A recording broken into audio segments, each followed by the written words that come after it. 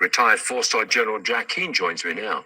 General, we don't seem to be getting any closer to a deal, and the Iranians are clearly successfully playing for time. What should be our next move?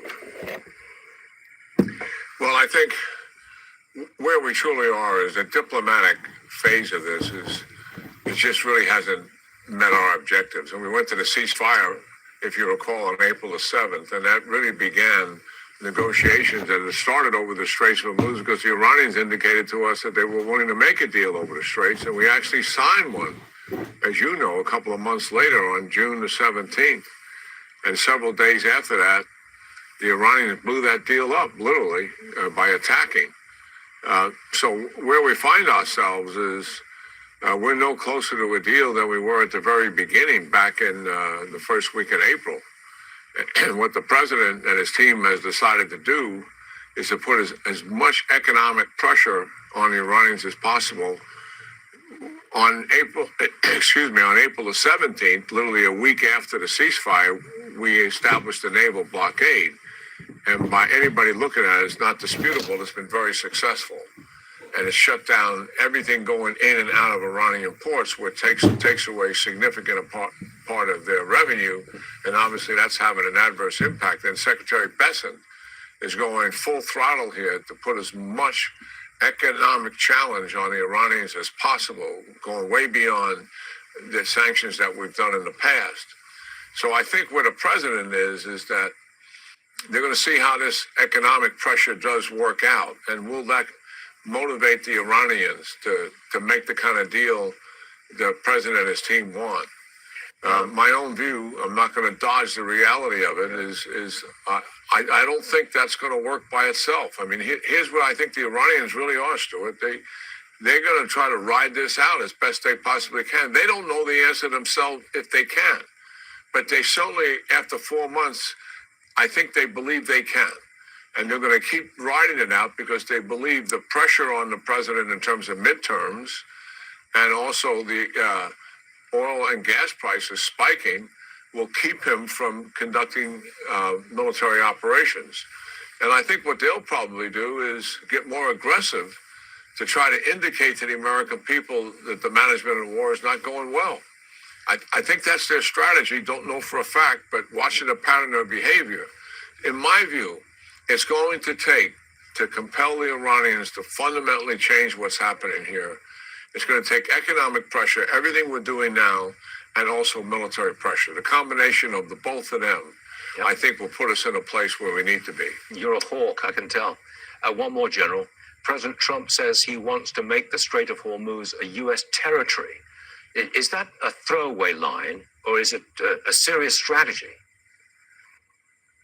No, I don't think it's a strategy. I think it's an aspiration of his. Certainly he would like to own it, and therefore we wouldn't have all these problems associated with it, much as he said once before about the Panama Canal. And we've overcome the challenges there as well. You know, I think the Strait of Hormuz is certainly an issue, Stuart, as you can well tell. I mean, this weekend, single digits got through. Last weekend, about 30 plus ships got through, but that's nothing in comparison, you know, to the 130 that used to be on a daily basis.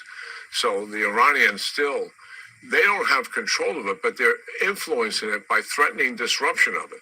We're controlling what's going in and out of Iran, and we're attempting to control the ships that move in the southern part of the Straits near Oman. But they voluntarily move there if they believe there's not going to be any problems. And they're disincentivized because the Iranians are threatening and intimidating them, and they just fired recently on 3 UAE tankers. So the challenge here is taking control of the Straits, where Iran is no longer has the influence that they're insinuating through intimidation and coercion to disrupt it. And so the people who are making the decisions to go through the Straits really are the ship owners. Yeah. And obviously driven also by insurance companies and the like. They're the decision makers here. And right now, they don't have the confidence to do that to the degree that we think we can get them through there. And that's a fact. So that's the path we're on. There's pressure as a result of that, to be sure. Okay. And the Iranians don't seem to be close to surrender. General, always a pleasure. Thank you very much for being with us, sir. We appreciate it. Yeah, great talking to you, Stuart. Thank you. You too. Yeah, Iran's not so secret plan to escalate the war. Big Wall Street Journal story out this morning, online yesterday, and a very scary one. Anyway, we welcome back to the show General Jack Keane, Fox News strategic analyst, great friend and mentor to us on all these things. You know, General Keane, there's so many things in this article that really are troubling. But one of the things that you have said time and time again is that the long ceasefire, which wasn't really a ceasefire, but it sort of ended the war, slowed the war down. Iran used that to rebuild, to rearm, to rebuild, to get their missiles up and going again. I don't know what they did on nuclear. You said that so many times. From their standpoint, the ceasefire was a benefit. And this article makes a lot of discussion of that, and then goes on to say they want to cause trouble in the weeks and months ahead. How do you read all this? Well, I take that article at face value because I sense myself as we get closer to the midterms, and they do focus on what's happening in the United States. Like a laser beam, to be frank about it. They paid lots of attention to it because they fundamentally understand war is about a test of wills, and they want to weaken the administration in terms of the political support and resolve of the American people here. So if they can demonstrate, as we get closer to the midterms, that the war isn't being managed properly because Iran is taking offensive action, then they believe in their minds there's a good chance that the Democrats will take control and maybe stop funding the war. Is kind of where they're coming from. I don't like to get into politics, but I'm thinking through where they are. And a number of things have emboldened them, Larry. Number one, and you mentioned it, we went to a ceasefire on April the 7th because the Iranians were throwing a fig leaf out there that we would negotiate with the Americans over the Straits of Hormuz. Well, that hasn't happened successfully, but nonetheless, they got the ceasefire.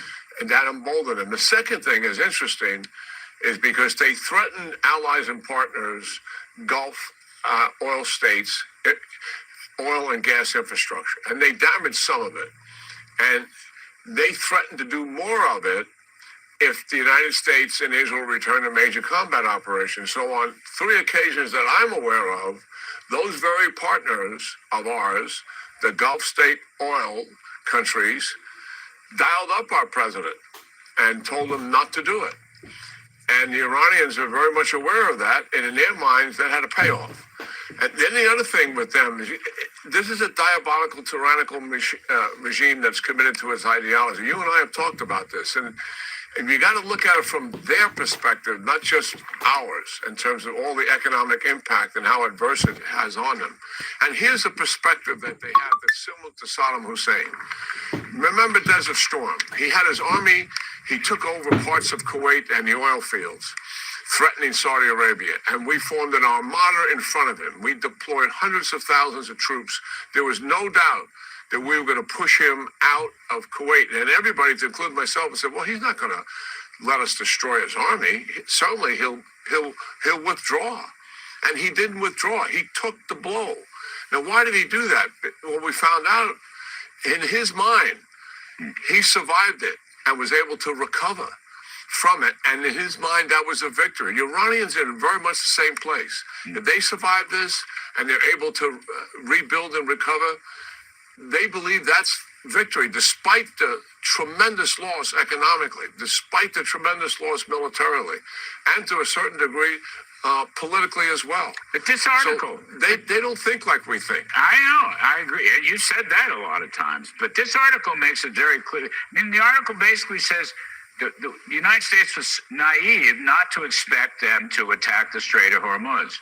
And second point is that our own negotiators seem not to understand that although a lot of people were wiped out, a lot of the original officials of the IRGC and others were wiped out, including the Ayatollah. The fact is, they had another group of hardliners, super hardliners, that came in. They had no intention of surrendering. They had no intention of giving up. And the other point, I mean, it seems like the intelligence broke down. And the other point is, just recently, our negotiators are saying, well, gee whiz, we're negotiating with them writ large, but the president doesn't agree. I mean, I don't understand any of this stuff. There's some, I want to talk in a moment about some decent news, but I didn't understand any of this stuff. It's very confusing, and it seems to some extent that we were not at the top of our game in dealing with Iran. Well, in dealing with Iran from a military perspective, I think we're very much on top of our game. But we stopped it at 38 days. We had about 14 days to go. And we got a little seduced by them because, they were talking nice, reasonable. Right. But that's what they've done with other administrations as well. For the life of me, I don't understand why people thought this was new. This is old tactics on their part. Hardliners in control, negotiators reasonable, trying to get concessions out of us because they're working for the hardliners. That's kind of their pattern line. Yes, the Iranians are dead set on recovering here and rebuilding what they lost. And what they lose is going to be significant. And you know where I'm coming from. I think it's a combination of what Secretary Besson is doing, which is eye-watering work here, very good. The naval blockade, excellent, and military power, all of that coming together, and I believe we bring these guys to their knees once and for all. Well, I will say this. I think, I don't know if President Trump received poor information or not. I don't know that. But if the satellites show that they are rebuilding nukes, for example, but that they're rebuilding all their missiles and their missile strikers and so forth, I mean, I don't think he'll have any of it. I think he'll resume the bombing. He has said that, and I think the Iranians, one mistake they make is they underestimate President Trump's own determination to stop them from being the terrorist nation in the Middle East and the world and their nukes. I mean, whatever the negotiations, those seem to be out the window. I don't think, he won't stand for it, General Keane. That's the way I look at it. No, I totally agree, Larry, and I've said it before. The Iranians are about to miscalculate, and they've done it before with this president. And they believe that being more aggressive, being more violent to create the image that this war is not working right and is going to cause him political damage, he's not going to stand for that. Yeah, that's right. They go after oil infrastructure of our allies. They go after U.S. bases. They start making consequential attacks again in the Straits of Hormuz. He's going to deal with them. And I think this time it'll be very consequential. It just won't be a one-off attack. I believe they'll go after everything that they value. What do they really value? What they value the most is all their oil and gas infrastructure. And I think that's very likely that we would take that down once and for all. Well, one interesting wrinkle in the papers today, sir, people are reporting, these are Iranian analysts, one of them but it was in Iran for many years. Anyway, the idea is Iran is down to zero oil exports, zero. Now, I had seen, at the peak they were producing 3.5 million barrels a day. They were down to 1 million, then 500,000. These reports suggest they're not making any cash at all from the sale of their oil. That's how good the naval blockade is, and the other sanctions put in by Treasury man Scott Bessent, who's the best wartime Treasury Secretary. So that's an interesting, at some point they can't pay their bills, they can't pay the army, they can't pay the regular army, the IRGC army, they can't pay anything. That's going to be a problem when then probably not too far away. No, there's no doubt about that. I mean, the pressure on the regime will mount for sure. The only thing I say in that, we cannot underestimate their ability to suffer and take this on as a mantle. And they don't care very much about their own people, that's for sure. We've seen plenty of evidence of that. But when it starts to get personal with them, in terms of there's about 200,000 people involved in sustaining the regime as part of the IRGC infrastructure and the organizations that sustain it. If those people in those organizations are getting to the point where they're not being compensated, enter the CIA and the Mossad. Yes, yes. Because this is something that we can manipulate. Yes, And we can put money in their pocket yes. and get information from them and undermine the regime. I'm assuming we're already doing things like this, and another list of imaginative things we can do with a regime that's under pressure. Covert operations Absolutely. like the Reagan, Mr. Trump's version of the Reagan doctrine back in the Cold War. I think that's a terrific thing to look forward to. And I think we're going to button down. I mean, Navy blockade stays, the sanctions are going to get tougher, et cetera, et cetera. Anyway, General Keane, thank you, sir. As always, we appreciate your wisdom on all of this. Okay, meanwhile, experts say Iran's grip on the Strait of Hormuz is weakening as reports suggest the U.S. is getting ready to announce new sanctions on Tehran. Our own Trey Yingst joins us now with the latest. Trey, good morning. Yeah, hey guys, good morning. Reports indicate that vessels crossing out of the Strait of Hormuz are up 400% over the past 2 weeks. This comes as the United States Navy is overseeing other vessels in the Persian Gulf that have millions of barrels of crude oil on board through a safer passage to the south of the strait. In the backdrop, there is an ongoing U.S. naval blockade, and fresh sanctions are expected for Iran next week. If Trump decides to take further action, our response, our retaliation, will be seismic. First, we will tell all neighboring countries and countries around the world not to join the United States in its economic war. Any country that takes part in imposing economic restrictions on us will be regarded as an enemy. Of course, we will first negotiate with them. We will hold talks and tell them to step aside and distance themselves from the United States. But if they do not act, we will strike. We will target that country's interests. Iran's parliament speaker and top negotiator Mohammad Khalibaf posted to X over the weekend saying we've received numerous messages from neighboring countries about shaping new security arrangements and economic cooperation in the region. The United States put the security of every single one of its allies at such risk through bullying and pure disregard for their interests for the sake of Israel. Now, while President Trump indicated that talks with Iran have stopped, he says the United States is having trouble figuring out who to deal with inside of Iran. In fact, it's actually one of my biggest problems. I don't know who the hell to deal with. It's a problem. It's the only country in the world where nobody wants to be president. They say, who wants to be president? Oh, no, I don't want to be president. So it's a little bit of a problem. The U.S. military presence in the Middle East is expected to remain with no clear path forward to end the conflict with Iran. Now, the USS Abraham Lincoln is headed home after being deployed for 274 days. This aircraft carrier made its last port call in December, breaking a Navy record. The vessel is being replaced by the Japan-based USS George Washington. Right now, the region is stuck in a cycle of military threats and statements from both sides. But the economic impact on Iran is being felt today. Inflation at one of its highest points in Iranian history. Just about an hour ago, the Iranian rial passed 2 million to $1 US. Guys? Wow, that's incredible. All right, Trey Yingst live in Tel Aviv. Thanks, Trey. Thank you, Trey. Okay, with that, let's bring in Foxi's contributor, Kellyanne Conway, former counselor to President Trump. So great to have you on this momentous day. Start your engines. Yes, indeed. Right. So obviously, we've been spending a lot of time talking about this race today, but the midterms are still coming up. And of course, looming over the midterms is what we're watching unfold in the Middle East. How do you see all of that playing out in the election? So, first of all,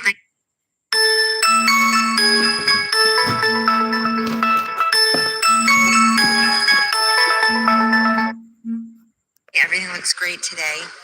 I love the patriotism and optimism that attends to these Freedom 250 events. And I think that tells you why President Trump did what he did in Iran. He's been consistent from the beginning. We cannot allow Iran to be nuclear capable. And I think this week you had everybody from Secretary Chris Wright at Energy saying, look, you've still got 9 million barrels per day coming through the Strait of Hormuz, 14 million in the outer area coming through. Scott Bessent, our Treasury Secretary, said we can apply maximum economic pressure to Iran and never have to engage our military. And the president himself has said he's in this until we claim victory. I think Iran is trying to tap President Trump and the Republicans until the midterms. They know they've got a sympathetic ear from the coddlers and the enablers on the left, which makes no sense to me. We have a lot of Jewish Democratic senators. One is the Senate Minority Leader.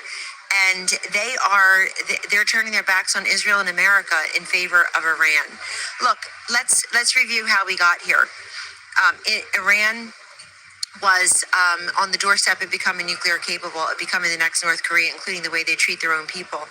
And nothing had worked. The sanctions didn't work, giving them pallets of billions of dollars of cash, and the JCPOA and delisting the Houthis as a foreign terrorist organization on day 3 of the Biden administration didn't work. So the president didn't start a new war. He's trying to finish one that's 5 decades old. Okay, so Kellyanne, you're a pollster. I know you're looking at the poll numbers of how people feel about this war, and they're not great. And I spoke earlier today with a couple of young people, which is an important constituency, and both left and right said, we don't like the war. Of course. And every time the president seems to have a deal, his poll numbers go up. People want, and I was just in the Midwest, which is a great way to get, a good feel for how people feel. They weren't moralizing about the war, saying they, like this or like that, but they did say consistently to me, wrap it up. We want him to wrap it up. We want to get on with this. So what are you, looking at it as a pollster, looking at the midterms, what do you think, what are your thoughts on this, given what I've just... Well, it does have an impact. Nobody likes war, first of all, but we want to keep it over there, not over here. And the president is doing what he's doing in the Mideast to help people in the Midwest longer term. This president takes the long view on everything. And he has said, I'd say he can't put war on an egg timer. We've been there for 6 months. Everybody would like it wrapped up. It needs to be wrapped up successfully and completely for us to feel that the next president of the United States, commander-in-chief, doesn't face a nuclear-capable Iran. So there's no question about that. I also think it needs to be explained by those who are running for office down ballot. And they've got Rachel, they've got a great economic package to sell to America. They need to tell people about that. It's not just the one big beautiful bill. It's the DREG, it's the energy independence. Only President Trump could be guiding us through this moment because he made us energy independent not once but twice.